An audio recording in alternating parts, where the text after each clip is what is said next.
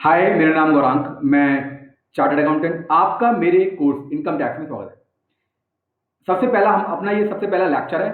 इस अपने पहले लेक्चर में हम लोग बात करेंगे, ये बेसिकली ये पावर है टैक्स लगाने की, ये कहाँ से आई और ये पावर किसको गई है। हम लोग इस वीडियो में, जो हमारा पहला लेक्चर है, इसमें बेसिकली हम लोग बेसिक प्रिंसिपल टैक्स के बारे में बात करेंगे कि टैक्स एक्चुअल में क्या है और ये टैक्स कितने प्रकार के हैं, इस बारे में हम लोग बात करेंगे। और हम लोग टैक्स निकालते कैसे हैं, इस बारे में हमारा पूरा ये वीडियो जाएगा, पहला लेक्चर रहेगा। तो सबसे पहले हम लोग चलते हैं कि टैक्स की पावर कहां से आई और वो किसके पास गई।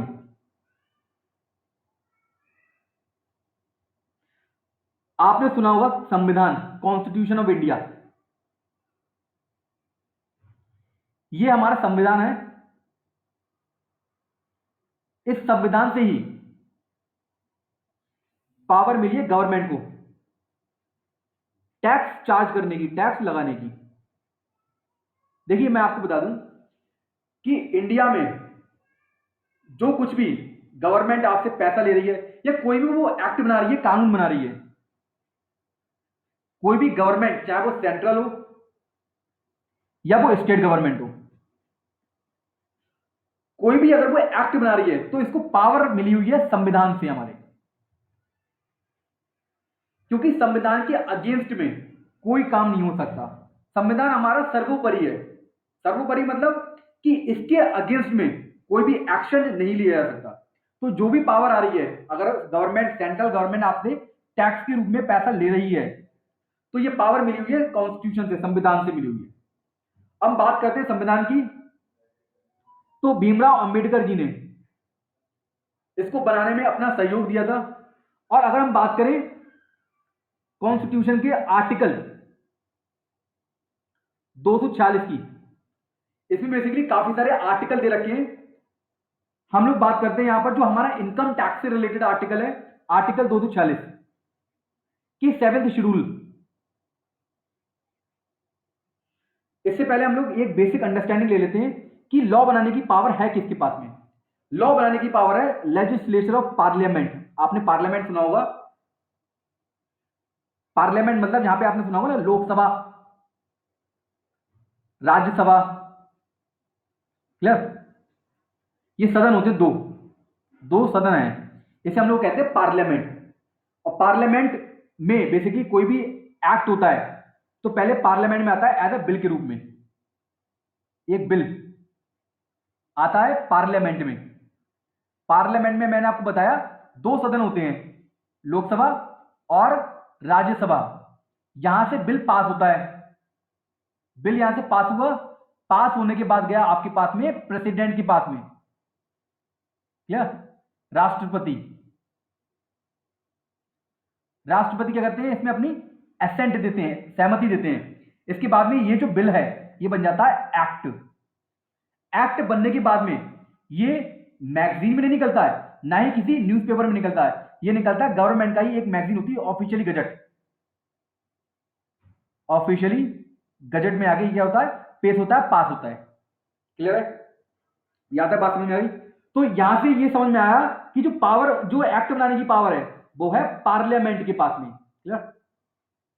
अब एक्ट तो बन गया, एक्ट बनाने के बाद में उसको इंप्लीमेंट कौन करेगा। लेकिन आपके मन में एक क्वेश्चन आ रहा होगा कि भैया जो लोकसभा और राज्यसभा है उसमें बैठती तो गवर्नमेंट है, चलाती तो गवर्नमेंट ही है। नहीं भैया, लोकसभा राज्यसभा में आपको पता होगा जो हमारी अपोजिशन पार्टी है उसके मेंबर भी बैठते हैं। भाई लोकसभा राज्यसभा सिर्फ गवर्नमेंट नहीं होती है। लोकसभा राज्यसभा में जो हमारी अपोजिशन पार्टी है उसके जो मेंबर हैं वो भी उसमें ऐसा क्या होते हैं, मेंबर होते हैं। वो भी अपनी क्या देते हैं, अपनी सहमति देते हैं। क्लियर? अब एक्ट तो बन गया, एक्ट बन गया। एक्ट बनने के बाद में उसको इंप्लीमेंट कौन करता है। अब यहां पे रोल होता है गवर्नमेंट का। जो गवर्नमेंट होती है, रूलिंग जो पार्टी रूलिंग में होती है, वो इसको क्या करती है, इंप्लीमेंट करती है। मतलब अगर आज की बात करें तो आज की बात बीजेपी। बीजेपी क्या कर रही है, इसको इंप्लीमेंट कर रही है एक्ट बनाने के बाद। मतलब अगर कोई भी कानून बनाती है उसको इंप्लीमेंट करने की पावर किसके पास होती है, जो गवर्नमेंट एग्जिस्टेंस में होती है। क्लियर? एग्जीक्यूट करने की पावर जो एग्जिस्टिंग गवर्नमेंट होती है उसके पास होती है। क्लियर है? अब ये एक जुडिशरी, जुडिशरी क्या होता है? Supreme court, high court. Clear? जैसे अगर कोई भी आपका केस लोअर अथॉरिटी में, जैसे हमारे कोई भी डाउट्स होते हैं लॉ में, अगर कोई भी चीज क्लियर नहीं दे रखी है, या कोई भी अगर लीगल पॉइंट अगर कोई आपका क्लियर नहीं दे रखा है लॉ में, तो वो उसका उसका उसका बेसिकली डाउट्स, जो आपकी डाउट्स हो रहे हैं लॉ को लेकर के, उसको वो कहां पे जाता है? वो सुप्रीम कोर्ट उसको करती है, सुप्रीम कोर्ट या हाई कोर्ट अपने अपनी ओपिनियन देती है। क्लियर? जैसे आपने देखा हो काफी सारे केस हमारे सुप्रीम कोर्ट में भी आते हैं और हाई कोर्ट में भी आते हैं और डिस्ट्रिक्ट कोर्ट में भी आते हैं। ये जुडिशरी है। अगर आपकी कोई भी डाउट्स है लीगल प्रोविजन को लेकर के, तो आप कहां पे जाते हो? कोर्ट के पास जाते हो। कोर्ट क्या करता है? अपनी सुनवाई करता है, अपनी ओपिनियन देता है, अपनी राय देता है। इसके बाद में जो केस है, इनके जो ऑर्डर होते हैं, जैसे सुप्रीम कोर्ट ने अगर कोई ऑर्डर पास कर दिया, अगर सुप्रीम कोर्ट ने कोई ऑर्डर पास कर दिया, तो पूरे इंडिया में वो क्या होता है? एप्लीकेबल होता है। क्लियर? पूरे इंडिया में बात होता है, जब तक कि इसके अगेंस्ट में, सुप्रीम कोर्ट के अगेंस्ट में कोई लॉ ना बन जाए, तब तक क्या होता है? जो सुप्रीम कोर्ट का ऑर्डर होता है वो सर्वोपरि होता है। क्या? इस तरीके से हाई कोर्ट का जो ऑर्डर होता है, वो हाई कोर्ट मतलब स्टेट, उस स्टेट में क्या होता है? सर्वोपरि होता है। क्या? लेकिन अगर इसके अगेंस्ट में लॉ बन जाता है, तो फिर इसके इसके जो ऑर्डर है वो आप उसको इग्नोर कर सकते हो। क्लियर है यहां तक? अब हम बात करते हैं, मैंने आपको बताया पूरा कि पावर किसके पास है, एग्जीक्यूट करने की पावर किसके पास है, और हमारी जुडिशरी अथॉरिटी क्या है। ठीक है? इसके बाद में आर्टिकल 246, मैं यहाँ पे जो रेलिवेंट आर्टिकल है इनकम टैक्स से रिलेटेड, उसी के बारे में बात करूंगा। काफी सारे आर्टिकल है, उसके बारे में मैं यहाँ पर डिस्कस नहीं कर रहा हूं। आर्टिकल 240 पावर देता है किसको? यूनियन गवर्नमेंट मतलब सेंट्रल गवर्नमेंट को, और स्टेट गवर्नमेंट को टैक्स लगाने के लिए। ये टैक्स है, टैक्स लगाने के लिए। क्लियर? उसका 7th शेड्यूल है, 7th शेड्यूल ऑफ आर्टिकल 240। इसमें 3 लिस्ट दे रखी है, union list, state list, concurrent list. देखो यूनियन लिस्ट में वो मैटर दे रखे हैं, इसमें क्या दे रखी है? इसमें वो मैटर दे रखे हैं जिस पर सेंट्रल गवर्नमेंट के पास पावर है लॉ बनाने की। स्टेट लिस्ट में वो मैटर दे रखे हैं जिस पर स्टेट गवर्नमेंट के पास पावर है लॉ बनाने की। कंकरेंट लिस्ट में वो मैटर दे रखे हैं जिस पर both central government plus state government, both government के पास पावर है एक्ट बनाने की। Clear? Both government have a power. अगर हम इसको एग्जांपल से समझे, तो आपने देखा होगा कि इनकम टैक्स ये कौन लगाता है? ये सेंट्रल गवर्नमेंट लगाती है। कौन लगाता है? Central government. तो ये मैटर कहां पे दे रखा है? यूनियन लिस्ट में दे रखा है। अब आपने देखा होगा स्टेट लिस्ट में, जैसे आपने देखा होगा स्टाम्प ड्यूटी, आप कोई प्रॉपर्टी खरीदते हो, स्टाम्प ड्यूटी लगती है। ठीक है? स्टाम्प ड्यूटी जो लगती है वो कौन लगाता है? State government. तो स्टाम्प ड्यूटी का मैटर कहां पे दे रखा है? स्टेट लिस्ट में। क्या? अब बात करते हैं पुलिस की। पुलिस पुलिस से रिलेटेड एक्ट लॉ कौन बना देता है? दोनों गवर्नमेंट के पास पावर है, सेंट्रल गवर्नमेंट के पास पावर भी है और स्टेट गवर्नमेंट के पास पावर है। अब ये तो कंफ्यूज हो गए होगे आप। देखो यूपी में पुलिस को कौन मैनेज करता है? UP government. क्या? लेकिन आपने देखा दिल्ली में कौन मेंटेन करता है पुलिस को? Central government. क्या? तो अब यहां से आपको लगा होगा कि ये एक एग्जांपल है जहां पर ये जो मैटर है ये कहां पे दे रखा है? कंकरेंट लिस्ट में। पुलिस से रिलेटेड मैटर, पुलिस से रिलेटेड एक्ट बनाने की पावर कहां दे रखी है? कंकरेंट लिस्ट में। क्लियर है? यहां तक आपको सब कुछ क्लियर होगा। अगर आपके कोई डाउट्स रह जाते हैं तो आप व्हाट्सअप कर सकते हैं दिए हुए नंबर पे। व्हाट्सअप नंबर मैं आपको बता रहा हूं, 9837773434, या फिर आप ईमेल कर सकते हैं। ईमेल आईडी भी मैं आपको दे रहा हूं।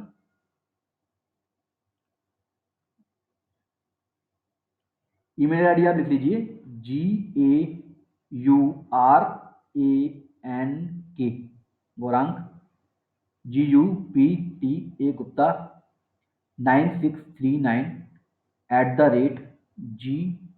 @gmail.com। क्लियर? इसके अलावा टेलीग्राम ग्रुप है, नंबर उसका 9837773434, इसको भी आप ज्वाइन कर सकते हैं। या तो अगर आपके कोई भी डाउट्स रह जाते हैं तो वो आप हमें व्हाट्सएप या ईमेल कर सकते हैं। अब मैंने बात करी ना, मैंने की वो बात करी थी आपसे यूनियन लिस्ट की, उसमें एंट्रियां दे रखी, एंट्रियां वाइज में मैटर दे रखे हैं। अब वो एंट्री कौन सी है जो इनकम टैक्स लगा रही है? Entry number 82। क्या काफी सारी एंट्रियां हैं। एंट्री नंबर 82 जो आपकी एंट्री नंबर 82 है वो पावर देती है सेंट्रल गवर्नमेंट को लेवी टैक्स लगाने की on income tax other than agriculture income. भाई एग्रीकल्चर इनकम पर टैक्स लगाने की पावर सेंट्रल गवर्नमेंट के पास नहीं है, और स्टेट गवर्नमेंट के पास पावर है, लेकिन चूंकि जो हमारी एग्रीकल्चर इनकम है ये बेसिक नेसेसिटीज चीज है, तो इस पर अभी फिलहाल में टैक्स नहीं लग रहा है। उन परिस्थितियों के हिसाब से इस पर टैक्स लगाना पॉसिबल नहीं था, लेकिन आज इस पर टैक्स लग सकता है। ये तो आगे का मैटर है, लगेगा या नहीं लगेगा, बट फिलहाल में अभी एग्रीकल्चर इनकम पर टैक्स नहीं लग रहा है। सेंट्रल गवर्नमेंट के पास तो पावर ही नहीं है, स्टेट गवर्नमेंट के पास पावर है, लेकिन वो लगा नहीं रही है। क्लियर है? What are the taxes? Tax क्या होते हैं? टैक्स होता है कोई भी ऐसा फी जो चार्ज बाय द गवर्नमेंट, और वो आपको ऑप्शन नहीं है देना, ऑप्शन नहीं है, ये पैसा आपको टैक्स के रूप में देना होता है, तो आपका ऑप्शन नहीं है, आपको मैंडेटरी देना है, मैंडेटरी देना है, आपको पैसा मैंडेटरी देना होगा गवर्नमेंट को अगर आप पे टैक्स के प्रोविजन लेवी हो जाते हैं तो। क्लियर है? अब हम बात करते हैं ये पैसा गवर्नमेंट ले क्यों रही है, भैया क्या वजह है पैसा वो ले रही है?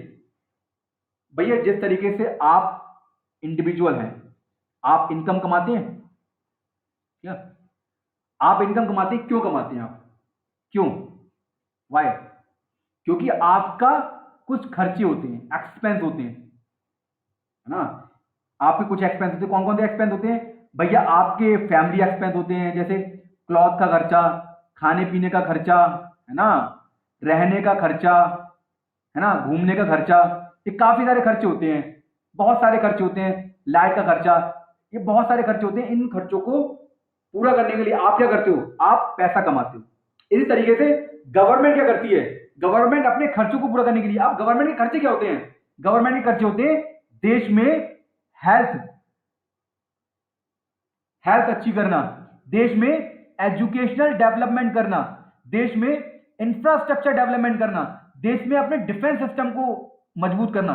ये सब काफी सारे खर्चे करने पड़ते हैं गवर्नमेंट को। अब ये खर्चे करने पड़ते हैं तो भैया उसका इनकम कमाने का सोर्स तो होना चाहिए ना। भाई गवर्नमेंट क्या करेगी? गवर्नमेंट आपसे टैक्स के रूप में पैसा वसूल करेगी। और टैक्स के रूप में पैसा वसूल करके वो क्या करेगी?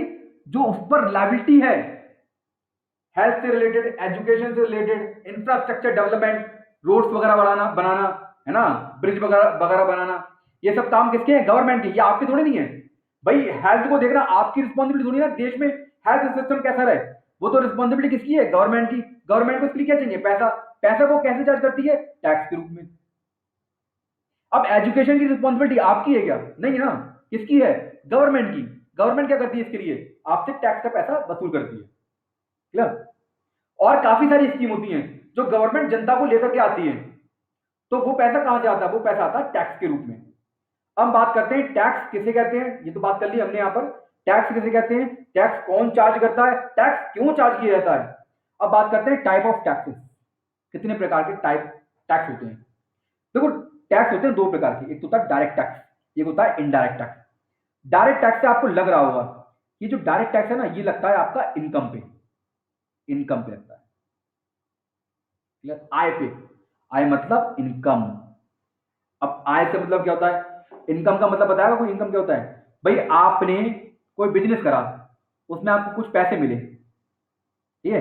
जैसे अगर हम बात करें सैलरी की केस में, सैलरी मिली, सैलरी सैलरी टोटल का टोटल आपकी क्या है? इनकम मानी जाती है। अगर हम बात करें बिजनेस की, तो बिजनेस में आपने कुछ माल बेचा, सेल करी, ठीक है, कुछ आपने माल परचेज करा होगा, कुछ एक्सपेंस करे होंगे, बाद में जो नेट बचा इसको हम लोग कहते हैं, क्या कहते हैं? आपकी इनकम। तो हमें टैक्स किस पर देना है? इनकम पर देना है। किस पे देना है? इनकम पे देना है, सेल पर नहीं देना है, इनकम पे देना है। और ये वाला जो टैक्स गवर्नमेंट लेती है, ये वाला जो टैक्स गवर्नमेंट आपसे लेती है, जिस भी पर्सन से लेती है, चाहे वो इंडिविजुअल हो, कंपनी हो, कोई भी पर्सन हो, उससे टैक्स लेती है, वो इसका बर्डन, इसका जो बर्डन होता है, बर्डन, भार, इसका भार, वो इसका भार को शिफ्ट नहीं कर सकती, शिफ्ट नहीं कर सकती। क्यों नहीं कर सकती?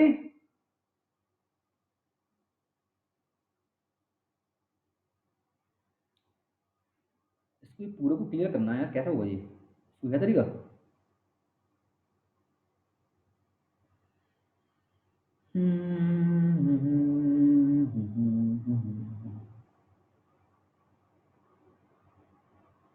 इमेज में नीचे ऑप्शन नहीं है सर, इमेज के नीचे किसे? इमेज इरेजर लिखा हुआ नहीं है, इसमें नीचे ऑप्शन खोल के देखते हैं, स्मॉल मीडियम लार्ज स्ट्रोक।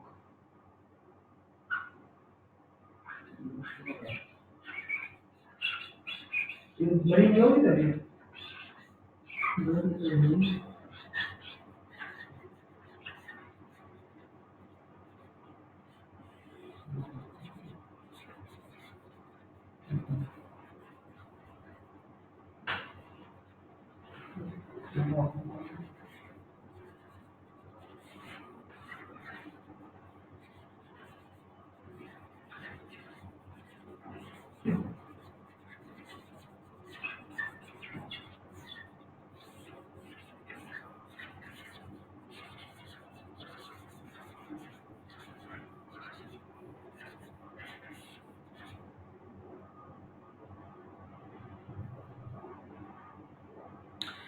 हाँ, हम बात करते हैं इसको शिफ्ट करने की। देखो, शिफ्ट नहीं कर सकते आप, शिफ्ट नहीं कर सकते।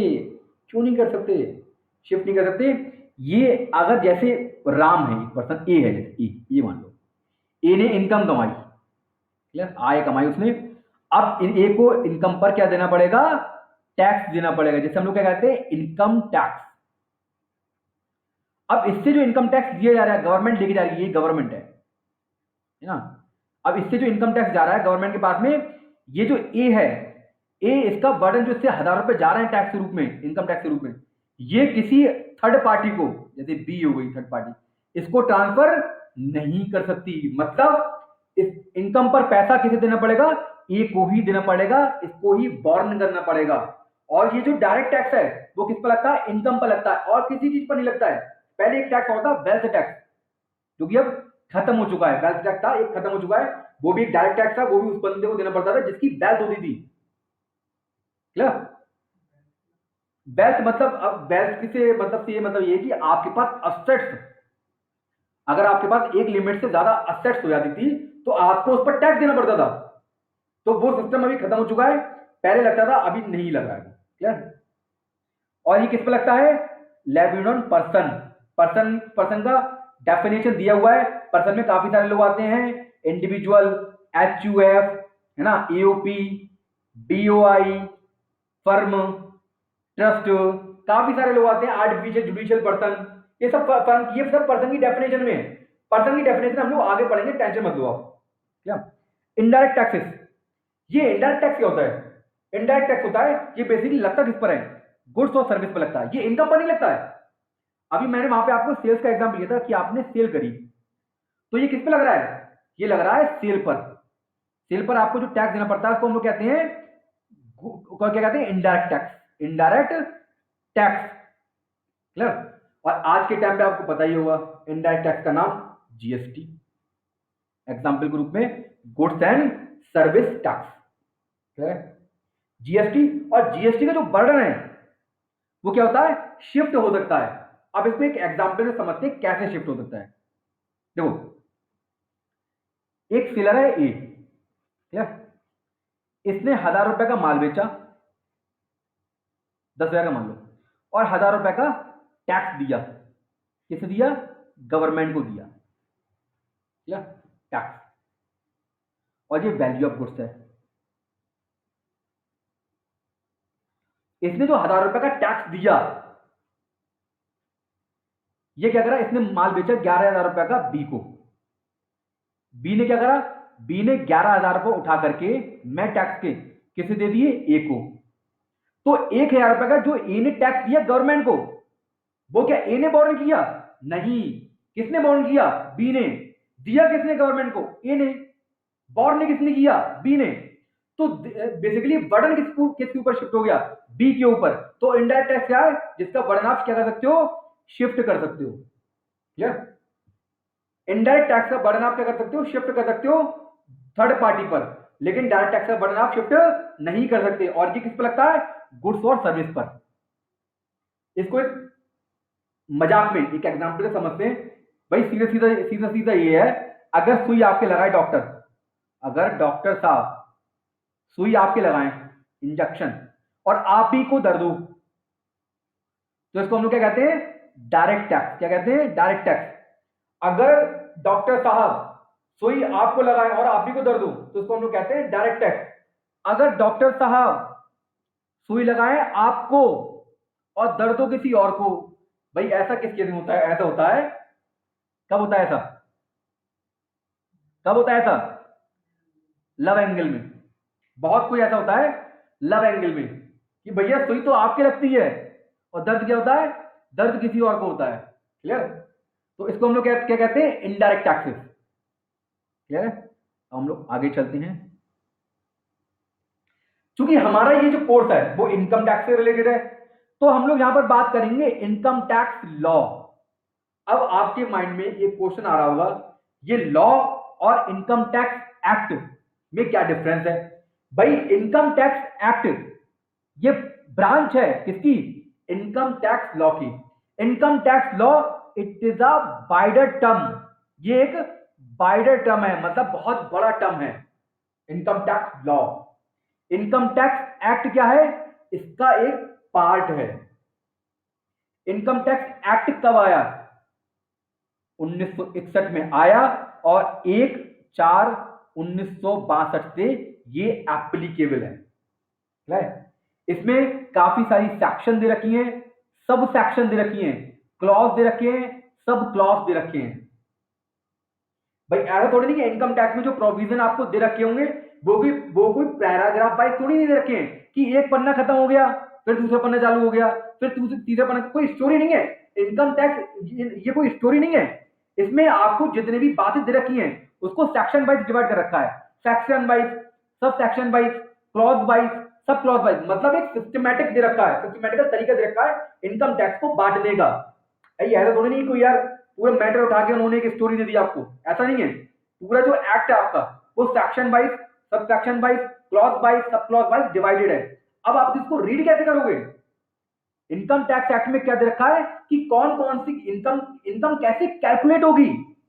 इनकम टैक्स में आपको दे रखा है प्रोविजन, किससे रिलेटेड, कि इनकम टैक्स आपकी निकालेंगे कैसे, ये दे रखा है। इससे रिलेटेड प्रोविजन दे रखे हैं। और अगर हम, जैसे आपने सुना होगा कभी सेक्शन 1 है ना, अब जैसे इसको पढ़ो आप एग्जाम्पल ग्रुप में सेक्शन 1, ये जो ब्रैकेट में ये क्या लिखा हुआ है, इसको क्या कहेंगे, इसको हम पढ़ेंगे सब सेक्शन। क्या पढ़ेंगे, सब सेक्शन। क्लियर? अब ये है सेक्शन 2, इसको हम पढ़ेंगे क्लॉज। अब मुझे नहीं मालूम ऐसा क्यों है, सिर्फ सेक्शन 2 और सेक्शन 10 में अगर आगे की कोई क्लॉज, आगे की अगर सब, वैसे नॉर्मली इसको हम सब सेक्शन पढ़ते हैं, लेकिन सेक्शन 2 और 10 में हम इसको क्या पढ़ते हैं, sub section, sub clause, clause पढ़ते हैं। भाई इसका रीजन क्या मुझे नहीं मालूम, बट इसको अगर आप सेक्शन 2 में पढ़ोगे, 2 में, और अगर उसको उसका डिवाइड, उसका क्या कहते रखा है, उसका डाइवर्जन दे रखा है, मतलब उसका डिवीजन दे रखा है आगे, section 2 sub clause 3, section 2 sub clause 4, इसको क्लॉज पढ़ेंगे, इसको सब सेक्शन नहीं पढ़ेंगे। ये 2 और 10 के साथ में है सेक्शन, बाकी और सबके साथ में अगर हम सेक्शन 5 पढ़ेंगे तो सब सेक्शन 1 पढ़ेंगे, सेक्शन 6 होगी सब सेक्शन 1 पढ़ेंगे, इसको क्लॉज नहीं पढ़ेंगे। सिर्फ 2 सेक्शन के आगे हम लोग क्या पढ़ेंगे, क्लॉज के रूप में जाने जाएंगे, अदरवाइज हम उसको सब सेक्शन के रूप में पढ़ेंगे। क्लियर है? क्लियर है? अब इसमें देखो, आपने इनकम टैक्स बना दिया, तो इनकम टैक्स तो 1962 में बना है, 1961 में। अच्छा, आज के हिसाब से कुछ चेंजेस नहीं आएंगे क्या, भाई आज के हिसाब से कानून चेंजेस नहीं होंगे क्या, काफी सारे अंतर हो रहे हैं, काफी सारे चेंजेस हो रहे हैं, दुनिया पूरी चेंज हो रही है। तो भाई दुनिया चेंज हो रही है तो क्या एक्ट वही रहेगा क्या, तो भैया एक्ट वो नहीं रहेगा, एक्ट में चेंजेस होंगे। तो एक्ट में चेंजेस कैसे होंगे, तो एक्ट में चेंजेस के लिए गवर्नमेंट एनुअल फाइनेंस एक्ट लेके आती है। आपने सुना होगा, सब जानते हैं, अखबार में पढ़ते हो गया, बजट आ गया, बजट आ गया, बजट आ गया, बजट आ गया, बजट आ गया, आता है ना, फरवरी में आते हैं फाइनेंस मिनिस्टर हमारे लेके बजट, फाइनेंस मिनिस्टर हमारे बजट लेके आते हैं। तो हम लोग सब लोग कान में अब तो खबर आ जाती है कि बजट आने वाला है, बजट आने वाला है, पता नहीं हम लोगों के लिए कुछ होगा या नहीं होगा। व्यापारी लोग चिल्ला रहे होते हैं हमारे लिए पता नहीं क्या होगा, किसान लोग चिल्ला रहे होते हैं हमारे लिए क्या होगा, है ना, इंडस्ट्री चिल्ला रहे होते हैं हमारे लिए क्या होगा। तो जो सब लोग चिल्ला रहे होते हैं, एक टाइम पे आप देखो फरवरी सब लोग चिल्ला रहे होते हैं, बहुत ज्यादा चिल्ला रहे होते हैं कि अब देखना हमारे बजट में क्या होगा, हमारे लिए क्या होगा, हमारे लिए छूट होगी नहीं होगी। तो ये क्या आता है, इसको हम कहते हैं एनुअल फाइनेंस एक्ट। इसमें बेसिकली चेंजेस आते हैं, अगर आपको कोई भी चेंजेस करने हैं एक्ट में तो वो किस में आते हैं, एनुअल फाइनेंस एक्ट में आते हैं। क्लियर है? तो इसको हम लोग कहते हैं एनुअल फाइनेंस एक्ट। इसमें पार्ट होते हैं, 4 पार्ट होते हैं, बाद में बात करेंगे 4 पार्ट के बारे में। बट एनुअल फाइनेंस एक्ट आपने सुना होगा, बजट बजट आता है, उसमें एक बिल आता है, बाद में वो पास हो जाता है प्रेसिडेंट के द्वारा, उसको हम लोग क्या कहते हैं, एनुअल फाइनेंस एक्ट। क्लियर? अब इस एनुअल फाइनेंस एक्ट में इनकम टैक्स मतलब डायरेक्ट टैक्स और इनडायरेक्ट टैक्स दोनों से रिलेटेड अमेंडमेंट आते हैं। एनुअल फाइनेंस एक्ट में कुछ इनकम टैक्स से रिलेटेड अमेंडमेंट नहीं आते हैं, इसमें डायरेक्ट टैक्स और इनडायरेक्ट टैक्स दोनों मैटर से रिलेटेड अमेंडमेंट आते हैं। अब बात करते हैं इनकम टैक्स रूल। भाई टैक्स कैसे लगेगा, क्या क्या प्रोविजन है, टैक्स कैलकुलेट कर लिया, भैया देंगे कैसे, टैक्स को हम देंगे कैसे और किस माध्यम से, कौन सा फॉर्म भरेंगे। तो ये जो पूरा प्रोसीजर, जो इसमें कहते हैं प्रोसीजरल जो पार्ट है, वो किसमें दे रखा है, इनकम टैक्स रूल में दे रखा है। इनकम टैक्स एक्ट में दे रखा है कि आप इनकम टैक्स निकालेंगे कैसे। इनकम टैक्स रूल में दे रखा है आप इनकम टैक्स देंगे कैसे, कौन से फॉर्म से देंगे, क्या प्रोसीजर रहेगा, कौन सी साइट पे जाना पड़ेगा, ये सब किस में दे रखा है, रूल में दे रखा है। क्लियर है? और इनकम टैक्स एक्ट बनाने की पावर किसके पास है, गवर्नमेंट के पास है। और इनकम टैक्स रूल बनाने की पावर गवर्नमेंट के अंडर में, आपने सुना होगा मिनिस्ट्री ऑफ फाइनेंस होता है ना, डिपार्टमेंट होते हैं काफी सारे, जिसमें से एक डिपार्टमेंट है मिनिस्ट्री ऑफ फाइनेंस।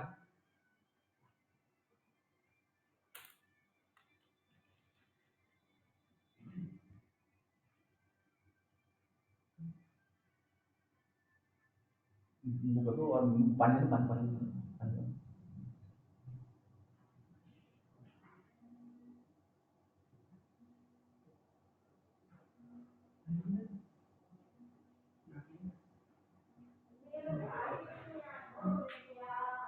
चलो बैठ बैठ बैठ बैठ बैठ बैठ बैठ बैठ बैठ। देखो मिनिस्ट्री ऑफ फाइनेंस जानते हो, ministry of finance, ministry of finance में 2 बोर्ड हैं जैसे टैक्स से रिलेटेड।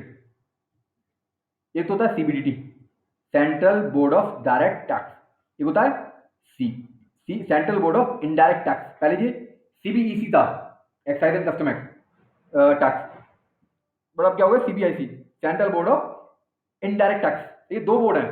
तो जो सीबीडीटी है ये मैनेज करता है इनकम टैक्स को, किसको मैनेज करता है, इनकम टैक्स को। तो जो रूल बनाने की पावर है वो किसके पास है, सीबीडीटी के पास, central board of direct tax. Clear है? इनकम टैक्स रूल आ गया। अब भैया ये बताओ, कभी कभी आपने सुना होगा कि बीच में ही कोई प्रोविजन निकल आया, बीच में कोई नोटिफिकेशन निकाल दी उन्होंने, एक्ट चेंज हो गया, होता है ना कभी कभी, गवर्नमेंट बीच बात में जग जगा के सोता आगे आ जाती है ना, भाई गवर्नमेंट को लगता है मुझे टैक्स के पैसे ज्यादा चाहिए आज के टाइम में, तो क्या करती है, चेंज कर देती है एक्ट में। तो बीच में जब गवर्नमेंट जागती है तो किसके माध्यम से जागती है, वो जागती है नोटिफिकेशन के माध्यम से।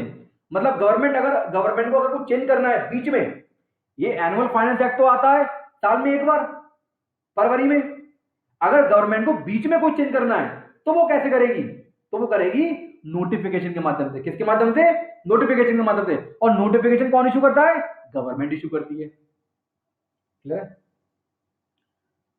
सर्कुलर, सर्कुलर क्या होता है, देखो नोटिफिकेशन तो अगर गवर्नमेंट ने लेके आई है तो वो सब पे बाध्य है, एप्लीकेबल है, मतलब सबको मानना पड़ेगा। आपने देखा है जनता ये कहती है गवर्नमेंट से, भैया हम तो ना मानेंगे, ऐसा कभी होता है क्या, भाई गवर्नमेंट अगर कोई टैक्स कोई एक्ट बना के लेके आती है, क्या पब्लिक कह सकती है कि हम नहीं मानेंगे आपकी बात, नहीं कह सकती। तो कहने का मतलब ये है कि गवर्नमेंट अगर कोई एक्ट लेके आती है तो वो सबको मानना पड़ेगा, सब पे वो क्या होगा, इंप्लीमेंट होगा, चाहे वो डिपार्टमेंट हो, चाहे वो कौन हो, पब्लिक हो, सबको मानना पड़ेगा। है ना? अब गवर्नमेंट जब एक्ट लेके आएगी तो कुछ बातें पब्लिक के अगेंस्ट में होंगी, कुछ बातें ऑफिसर के अगेंस्ट में होंगी। तो भैया कुछ भी लेके आए वो मानना सबको पड़ेगा, चाहे किसी के अगेंस्ट में हो, चाहे किसी के फेवर में हो। सर्कुलर, ये सर्कुलर क्या बना है, सर्कुलर बला भैया ये है कि अगर कोई चीज क्लेरिफाई करनी है डिपार्टमेंट लेवल पे, मतलब ना कहीं पे आपको कंफ्यूजन हो रहा है किसी एक्ट को लेकर के, कोई कंफ्यूजन हो रहा है, कोई डाउट है आपका, तो क्यों क्या करती है CBDT, central board of direct tax, इस डाउट को पूरा करने के लिए एक क्लैरिफिकेशन लेके आती है कि भैया हम इसको ऐसे पढ़ेंगे, हम इसको ऐसे पढ़ेंगे, मतलब कोई भी चीज लिखी हुई है जैसे राम लिखा हुआ है, ठीक है, सपोज एक एग्जाम्पल समझ लो यार, बाद में देखते रहिए अपने लीगल प्रॉब्लम बात पढ़ते रहेंगे। राम लिखा हुआ है, अब सीबीडीटी लेके आ रही है, हम इसको राम ना पढ़ेंगे, हम तो उसको पढ़ेंगे श्याम, क्लियर। तो जब ये सीबीडीटी का है कि हम इसको श्याम पढ़ेंगे, तो भैया ये कौन मानेगा, ये सिर्फ डिपार्टमेंट पे एप्लीकेबल होगा, पब्लिक नहीं मानेगी, पब्लिक कहेगी हम तो ना मानेंगे, ये तो हमारे फेवर में ना है, हम तो राम मानेंगे, बात समझ रहे हो। तो सर्कुलर अगर सीबीडीटी लेके आई है तो वो सिर्फ बात होगा किस पर, डिपार्टमेंट पे, जो इनकम टैक्स के ऑफिसर होते हैं, कमिश्नर होते हैं, उन पर एप्लीकेबल होगा, पब्लिक पर, पब्लिक इसके अगेंस्ट में, सर्कुलर के अगेंस्ट में जा सकती है, क्लियर है, बात समझ आ गई। अब इसके बाद पढ़ते हैं legal decision of the court. कभी कभी आपने सुना होगा, मैंने आपको इससे पहले ही बताया था कि जैसे आपको क्या लगता है कि इनकम टैक्स जो भी जो लॉ बना रहा है, क्या वो हर एक सर्कमस्टेंसेस को पे एक्ट बना लेगा, लगता है आपको? भाई कुछ ऐसे एक्ट, जैसे यार हम लोग कुछ, जैसे आज भी हम लोग अगर कोई काम करें तो आपको लगता है कि हम हर एक एक्सपेक्ट पे काम कर लेंगे, हम जो भी थ्योरी लिख रहे हैं, जो भी हम अपने रूल्स एंड रेगुलेशन बना रहे हैं, आपको लगता है कि हम लोग हर एक चीज कवर कर लेंगे उसमें? नहीं, ऐसा नहीं हो सकता, बहुत सारी चीजें हमारे से रह जाती हैं। तो अगर कोई डाउट है आपका लॉ से रिलेटेड, लॉ मैटर से रिलेटेड, बात समझना, एक्ट से रिलेटेड, अगर आपका एक्ट से रिलेटेड कोई डाउट है, समझ में नहीं आ रहा है कि इसका मतलब क्या होगा, इसका मीन्स क्या होगा, इस एक्ट का क्या मतलब है, आपको समझ में नहीं आ रहा है, ना ही वो एक्ट आपको डिफाइन कर पा रहा है, तो आप वो वाला केस कहां आते हो, कोर्ट में जाते हो। एक होता है हाई कोर्ट, एक होता है सुप्रीम कोर्ट। तो जब आपका कोई भी मैटर, अगर आप कहां पे आप सॉल्व नहीं कर पा रहे हो, आप डिपार्टमेंट लेवल पे सॉल्व नहीं कर पा रहे हो, सही ना, आप उसका एक रिजल्ट लेके नहीं आ पा रहे हो, और वो मैटर किससे रिलेटेड है, वो मैटर लॉ से रिलेटेड है, याद रखना। देखो दो मैटर होते हैं, जब भी आप अपील वगैरह करोगे, ये इसका मैटर ऑफ अपील वगैरह करोगे, तो दो मैटर होते हैं, एक होता है फैक्ट ऑफ लॉ,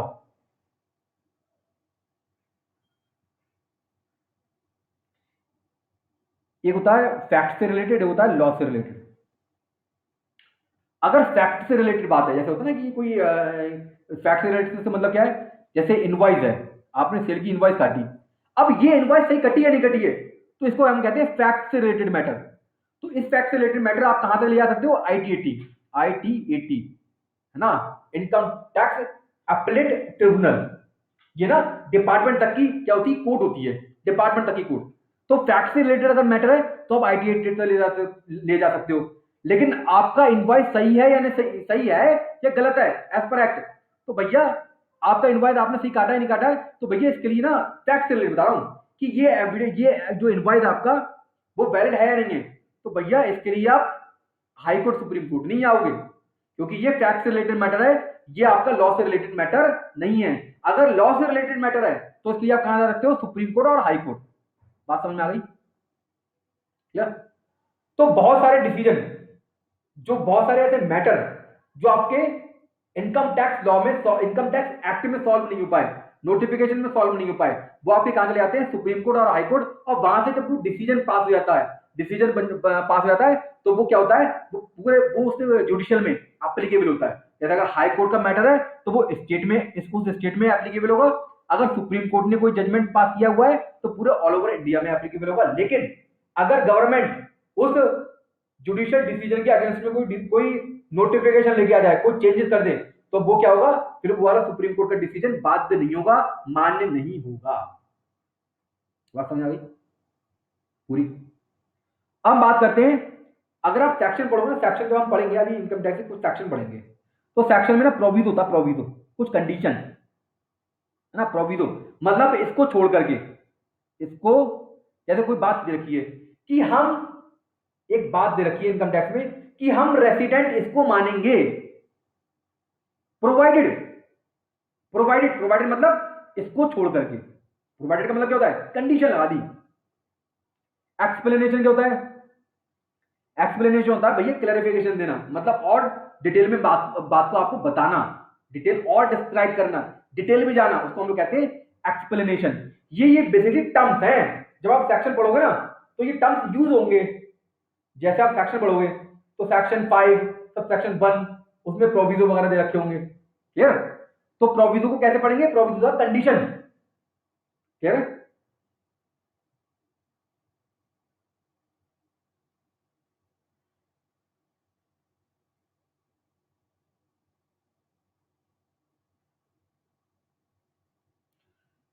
अब भैया इनकम टैक्स कैलकुलेट कैसे करेंगे, इनकम टैक्स कैसे कैलकुलेट करेंगे, how to calculate total income. सबसे पहला पॉइंट होता है, जैसे आपके पास ना कोई क्लाइंट आया, क्लाइंट कौन आया, क्लाइंट।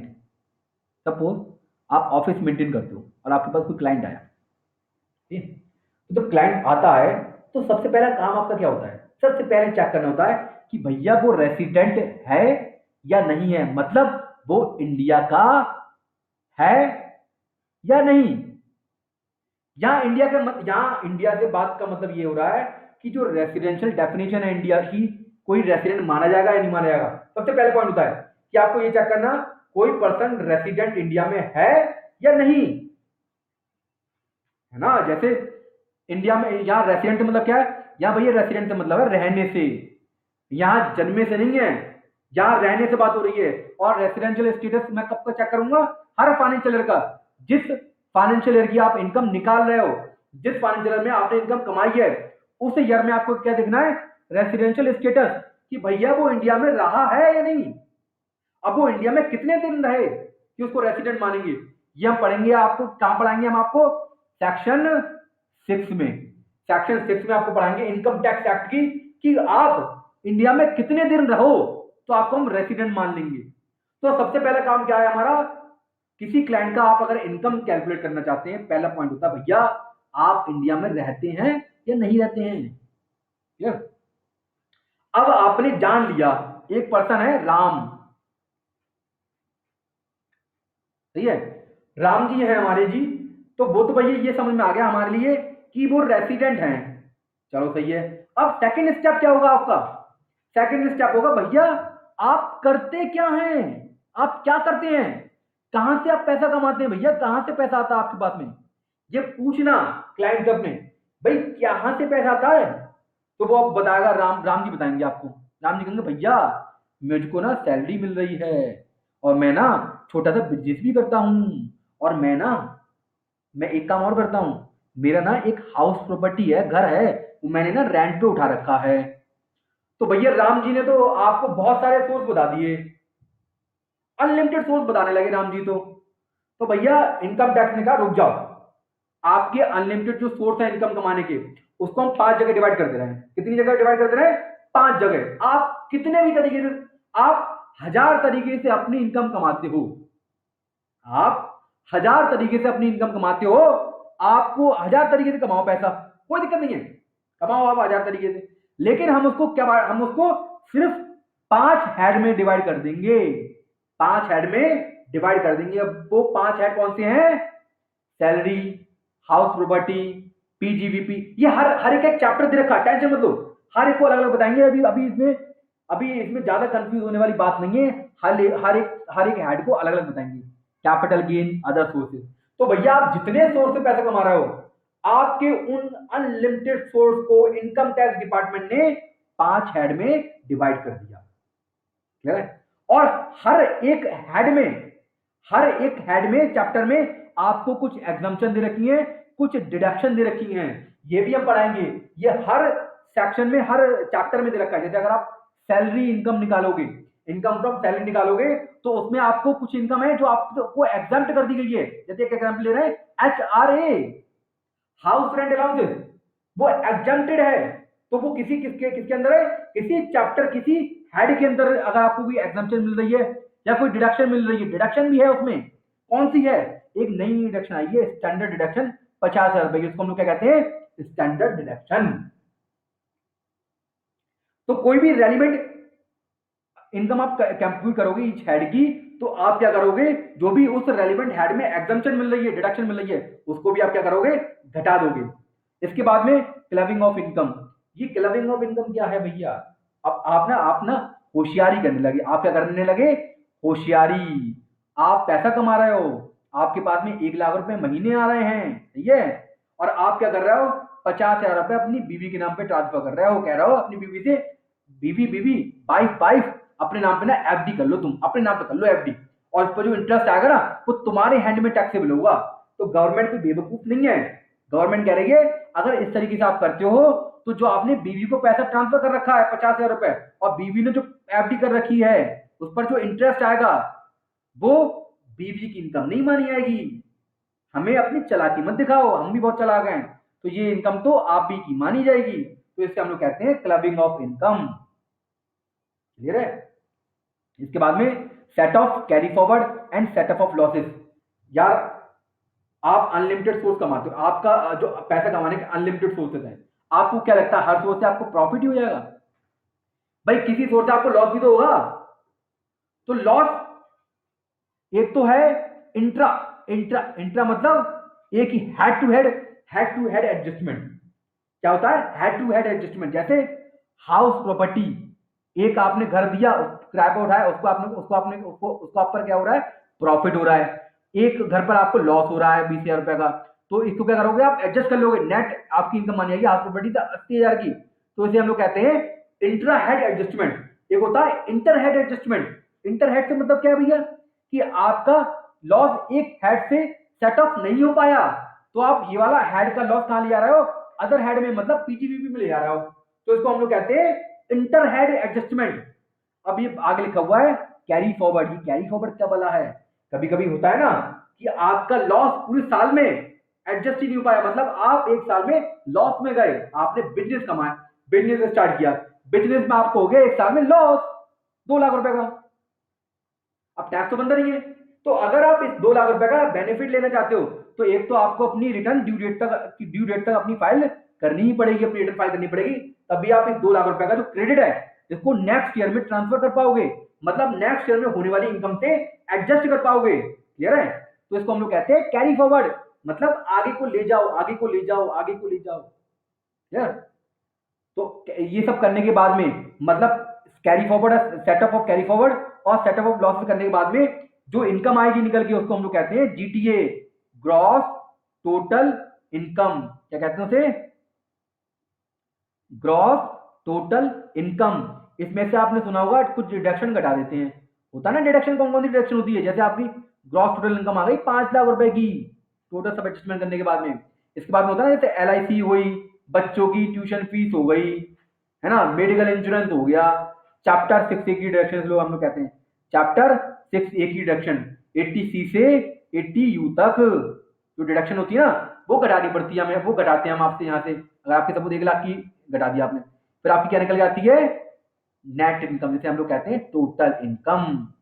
तो आपकी टोटल इनकम कैसे निकल के आई, ऐसे निकल के आई। तो ये सब आपको करना पड़ता है, टोटल इनकम तभी तो निकलती है। ये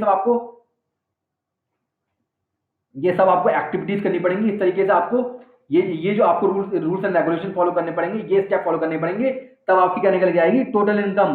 और टोटल इनकम जो निकल के आएगी उस पर आपका क्या निकलेगा, टैक्स निकलेगा। और टैक्स निकलेगा, टैक्स आपको क्या करना पड़ेगा, जमा करना पड़ेगा। और जमा कैसे करोगे भैया, जमा करोगे आप या तो आपका टीडीएस कट जाएगा, ये टीडीएस क्या बोला है, या आपका एडवांस रूप में पैसा कट जाएगा, ठीक है, या फिर आपको सेल्फ असेसमेंट टैक्स जमा करना पड़ेगा। तो भैया आगे की बारे में, आगे की मैटर के बारे में हम लोग नेक्स्ट वीडियो में बात करेंगे। जानने से पहले बस यही है कि प्रॉपर तरीके से जो मैंने नोट्स दे रखे, ये आपको ना ये सब नोट्स मिल जाएंगे आपको, है ना, जितने भी नोट्स है ना ये सब आपको मिलेंगे, टेंशन मत लो, कोई जरूरत नहीं है नोट डाउन करने की। हाँ लेकिन जो मैटर मैं बता रहा हूँ आपको, अगर लग रहा है कि आपके कुछ काम आएगा तो आप इसको नोट कर लीजिए ना। बाकी ये जो मैंने पीपीटी यूज करी हुई है इसको आपको नोट करने की जरूरत नहीं, ये मैं आपको दूंगा, ये आपको मिल जाएगा मैटर।